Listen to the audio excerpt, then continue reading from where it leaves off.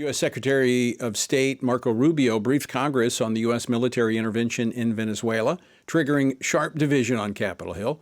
Democrats raised concern over the scope and consequences of the operation, while Republicans defended it as a major national security win following the detention of Venezuela's President Maduro, who now faces charges in the United States. Joining me now is Washington Stand reporter Casey Harper, who has been tracking all of today's main stories. Casey, lawmakers are back in D.C. today, so how are they responding to the news of Maduro's capture? Yeah, that's right, Tony. I've got Maduro's indictment right here. I've been pouring through it today, and it's really a story that's gripped Washington and divided lawmakers. So Venezuela's dictatorship, it's become the center of divide, with Republicans hailing it as an operation that captured him, was lawful national security victory. But Democrats are questioning its legal basis and long-term implications. Of course, Democrats led by Senator Chuck Schumer criticized the briefing they received as vague and warned against regime change efforts. I did not receive any assurances that we would not try to do the same thing in other countries. And in conclusion, when the United States engages in this kind of regime change and so-called nation building, it always ends up hurting the United States. I left the briefing feeling that it would again.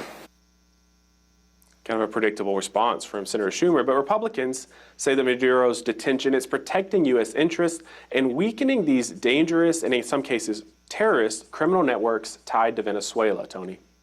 You know, Casey, in this politically polarized environment, Democratic opposition does not surprise me one bit. I think they would be against Trump if he cured cancer. But what's most telling is Republicans. Was there any Republican criticism of the action? Well, one thing we saw was House Speaker Mike Johnson insisting that this operation, it doesn't violate the War Powers Act, and it's not an act of war.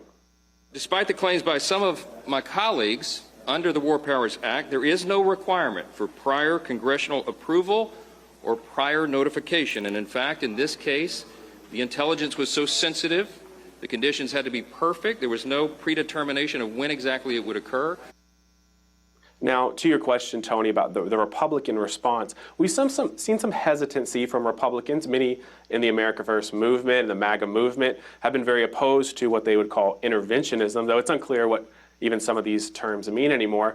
But similar to the strike in Iran, they've really praised that no Americans were killed and that they were able to get in and out without a prolonged military intervention. For Maduro's part, he pled not guilty in a Manhattan court, and his next hearing is set for March 17th. All right, Casey, I want to shift to a domestic issue that is creating controversy and concern with the president's base of support. As you mentioned earlier, as I mentioned earlier, President Trump told House Republicans they needed to be flexible on abortion funding rules as Congress debates extending Obamacare subsidies. Now, at this GOP retreat, apparently President Trump suggested Republicans may need to compromise on the Hyde Amendment. What kind of response are we getting to this case? I mean, this is pretty significant because Hyde has been in place for nearly 50 years. This is established policy.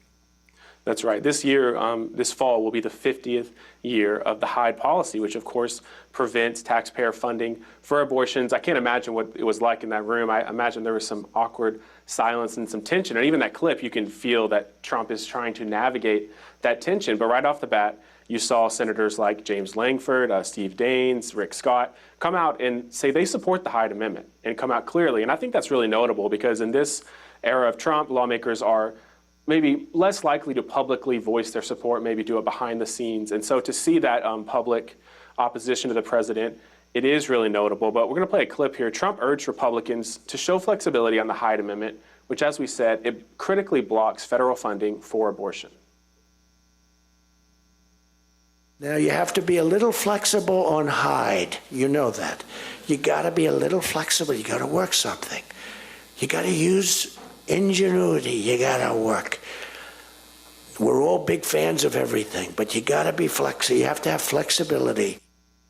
So you can sense there, Tony, that the president is acknowledging that this is going to be an uphill battle getting Republicans to be, quote, flexible on Hyde.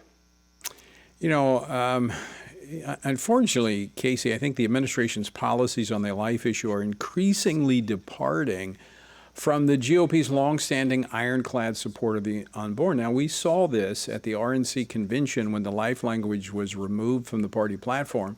We see it in the abortion drug policy that even has Republican state attorneys general suing the Trump administration over the abortion policy. I mean, is there a sense that this could be a political liability for the Trump administration? And especially, as he pointed out, the midterm elections are important for him and for Republicans.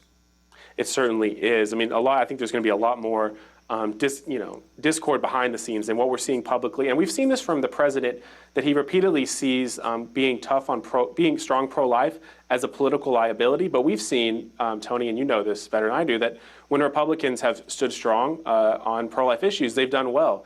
And there was a lot of doomsday prophesying in the aftermath of the overturning of Roe v. Wade. The Democrats were going to somehow have a blue wave, but that never materialized. So it may be a fear not based in much fact on this one. All right, Casey Harper, thanks so much.